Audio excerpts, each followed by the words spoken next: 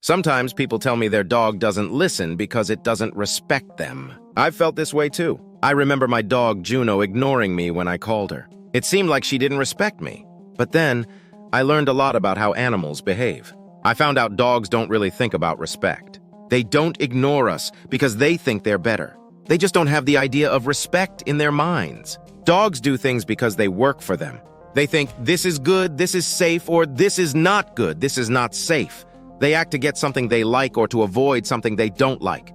For example, when I wanted Juno to come inside from the yard, she had to choose. Staying outside was fun because of all the smells. Coming inside meant stopping the fun. So she chose to stay outside because it was more fun for her. So it's all about what motivates them. Juno had more fun outside, so she didn't come in. We can't blame her for that. How do we get dogs to listen? We train them with things they like, such as food, play, kind words, and petting. Food often works best. We have to do this many times, so the dog learns that listening is good. But we can't just stop giving rewards. I like my job, but if I stopped getting paid, I'd stop working. It's the same with dogs.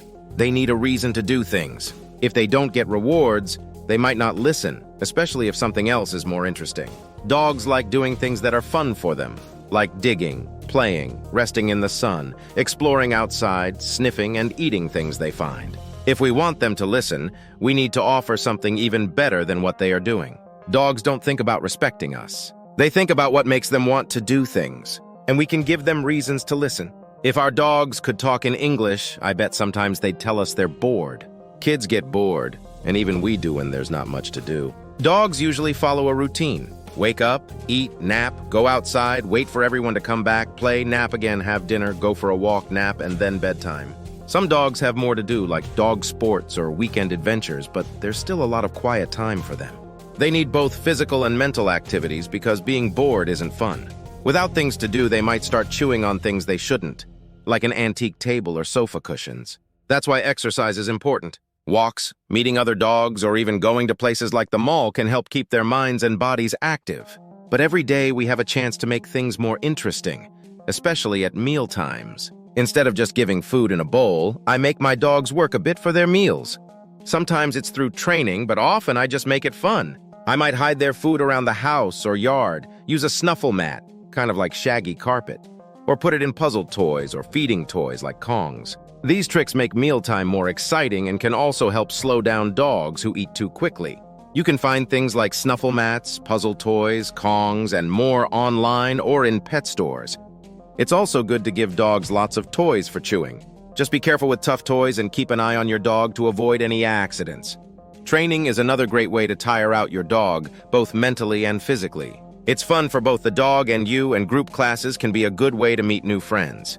Whether it's basic commands or a dog sport, ongoing training is a great way to add something extra to your dog's life. Well-trained dogs listen to their owners. They sit, stay, and come when we ask them to. Our furry friends pay attention when we talk directly to them. But do they understand when we talk to others? Can they get what we say in our phone chats or during dinner talks? Are they secretly listening to our conversations? Understanding dog language. Many dog owners think their pets get what they say. For instance, say sit, and your dog sits. Mention going for a walk and they're ready at the door. Talk about dinner and they head to their food bowl. It seems like they know words like sit, walk, and eat. So we think dogs link words to actions or things. Dogs might understand us, but it's not just about the words we use. How we say things matters a lot to them. They pay attention to our tone and body language to figure out what we mean. There's some debate about how much each of these things, what we say and how we say it, affects how dogs communicate with us. How we say it. Some folks believe the way we say something is more important than the actual words. Dogs look at our tone and body language more than our words. They watch our faces, how we stand, and how we move. They listen to how we speak. By observing all this, they try to understand us. If you sound excited and say, "Let's go for a walk," your dog will probably be super happy. But if you say the same thing angrily, they might get scared. This made scientists think that dogs understand us a bit like how babies do. Dogs might have the brain power of a 12-month-old baby. Think about it. Both dogs and babies quickly learn what no means. But is it the words or our tone and actions they respond to? Maybe it's a mix of learning words and watching how we act and sound. With practice, dogs and babies start connecting words with things or actions. That's why we repeat sit to our dogs and point to the dog when teaching babies the word. Understanding words and tone.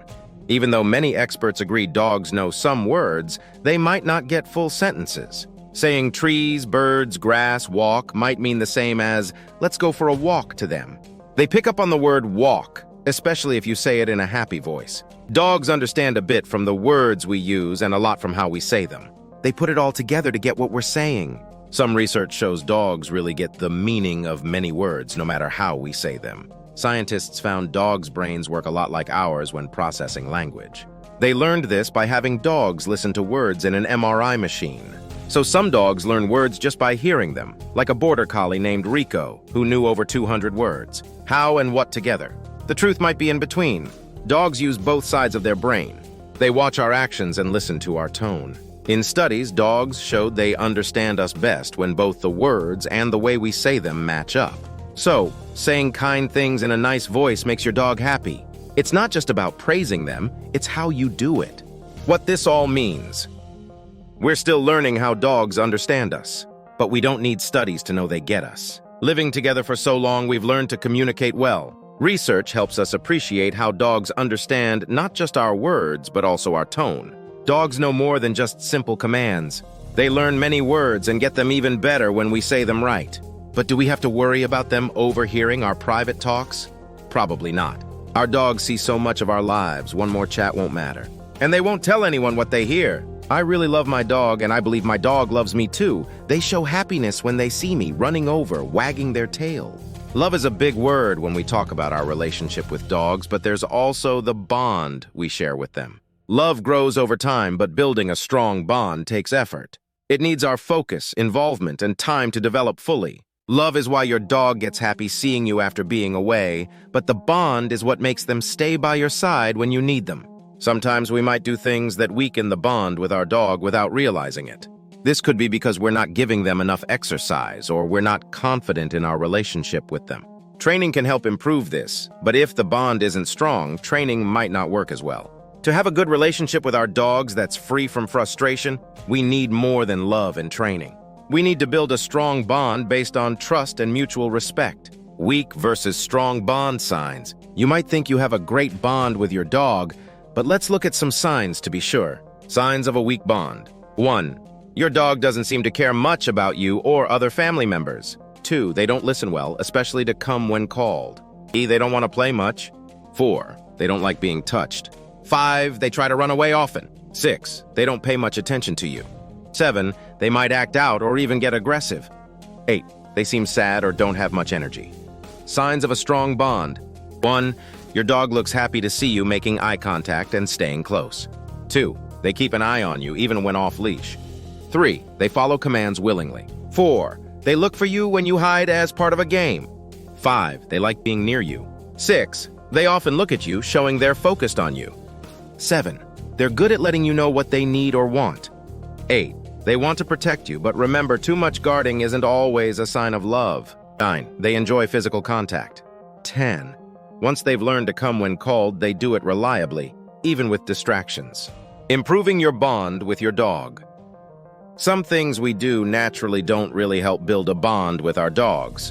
While dogs show affection, they do it differently than humans, who are more verbal and can sometimes be too forward for dogs. Things that might not help the bond. 1. Using long commands. 1. Try to keep it simple, using fewer words and more body language.